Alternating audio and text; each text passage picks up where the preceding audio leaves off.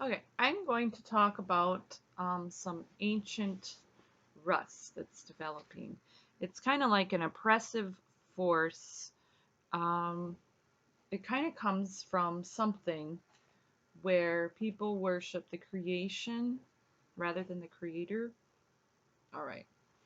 Uh, we're in this universe. We share this universe together. It doesn't matter what your ancestry background. You're in the universe. Okay.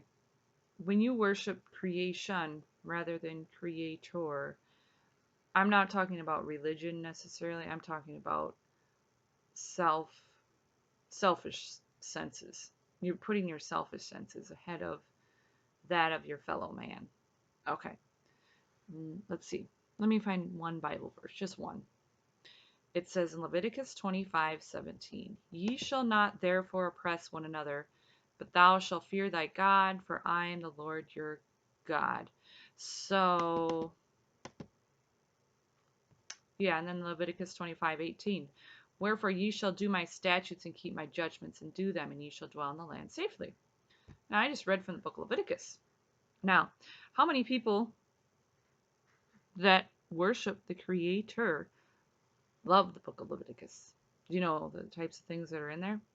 Stuff about how you should do this and that. Practice foods, practice how you should do marriages, and the ways in which you should treat others. Did you know that there's something called the Liberty Bell? And they put a Bible verse on that Liberty Bell. And do you know why some people have to say, "Let's go, Brandon"? Well, it's because people don't want to worship the Creator.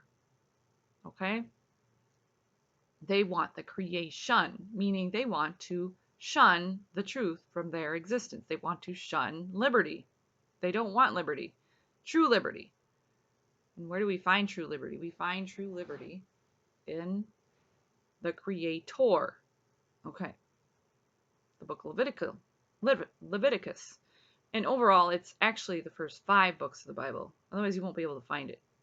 It's like you're looking, it's like you're going through a haystack trying to find a needle. It's nearly impossible for man to get that needle out of the haystack. Okay. But it's not impossible for God. God can do anything. I'm going to give you an example. Okay. If you look at the ancient days, the people in America near the Mississippi River knew about Mr. Bear. Of course they knew about Mr. Bear. They never they had encountered bear. You can tell there's evidence here and there in their ancient themes, okay? That's part of their concept and how they understand nature around them, okay? They put bear into their grave sites, they put bear into their ceremonies. Bear, he was there. And did you know that to this day, bears can see? They can see. Okay. Now, people of indigenous ancestry here in America, along the Mississippi River, they never encountered lion. They don't know. Like they had maybe mountain lions, but they never encountered real full mane lion. Giraffe? No idea. Okay. But they did encounter eagles. They have eagles here and there in their elements and what they use for their ancient themes. Okay? You can look it up. You can see what I'm talking about. You can also tell that they understood um, rhythms in nature, such as when birds migrate and things like that. You'll find that they named their moons after migration patterns and nature patterns. Okay? They're not stupid. You moved to America and you said, we're going to make a better country, but you do realize that the creator was teaching the whole time over here. On the other side of the fence, or the pond, King David was developing rust in his household. You can look it up. Yeah, there was a handsome Absalom over there, and something bad happened to him. He was really influential. It's same thing, political influences here and there. Doesn't seem like the two differences don't seem that expansive to me. I'm like, this is a repetition of biblical history here, folks. handsome features used to promote something that just maybe isn't the greatest thing. King David was supposed to be the right man for the job. Okay. Let's go, Brandon, right? Okay? Because I know how things go sometimes for some men.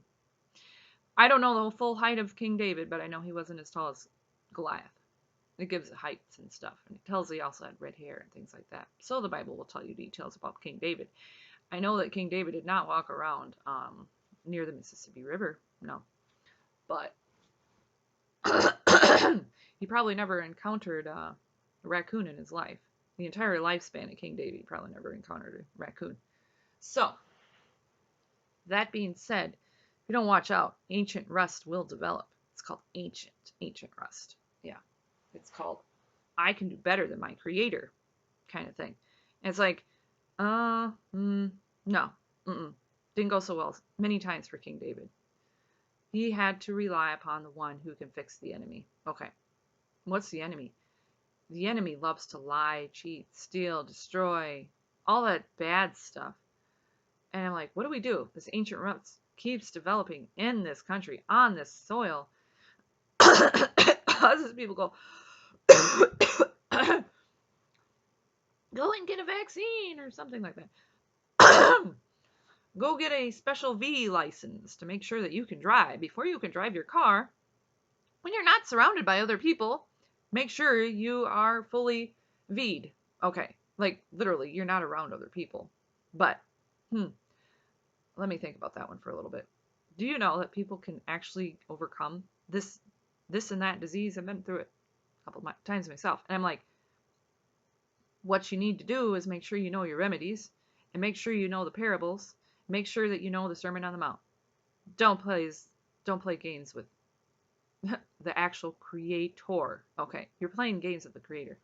Anyway, I don't need to know every single thing about this and that, but I do know that the creator does his work, and it does work.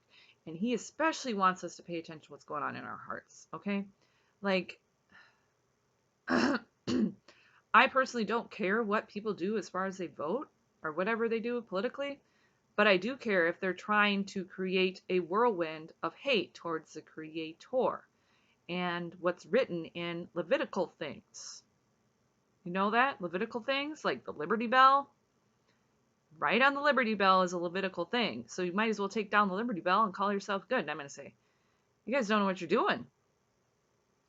You're destroying the creator's words. Just words. The word for liberty. How do you define it? How can you define the word liberty without, principles illustrated? Okay. Do you want to redefine the orders of creation? Okay. Don't let this ancient rust develop, meaning lies, lies, lies, lies. Good is evil, evil is good. It's in the Bible. Okay. Don't let that ancient rust develop. What did the stories about King David actually, what actually happened? Okay. Things like that. So, if you're trying to find a good resource to help get rid of this ancient rust meaning deceptions, you really need a Holy Spirit presence. And where does a Holy Spirit presence come from? If you try to worship the stars and the hosts of heaven, you ain't going to get it. No. Astrology does not work. But the one who created the stars and the orders of nature, he has a few things to say. Okay. When you pay attention. Okay. He'll tell you that he creates the patterns and orders of nature. There's exactly a certain number of seasons in the year. There's, 4 seasons, whatever. There's a certain number of moons between spring feasts and fall feasts. He lists them right in the Bible, what the spring feasts and fall feasts happen to be in the Bible. So, when you go from point A to point B, you have 7 full moons. The end of the fall feast, you're going to find 7 full moons. Okay? No more, no less. Exactly 7. And in a menorah, there's 7 candles. Okay? The ancient menorah, the one in the old temple. Okay? Okay? Now, here's the tricky part. There's different elements here and there in the fullness of creation, and you can find patterns in the morning star and all this and that. Even the ancient Native Americans knew about that on their calendars. So they knew that the morning star, woman star had patterns. Okay. Anyway, so instead of sacrificing each other, which is what the enemy wants you to deceive, be deceptive, um, be full of it, full of pride, full of arrogance, and all that nasty stuff.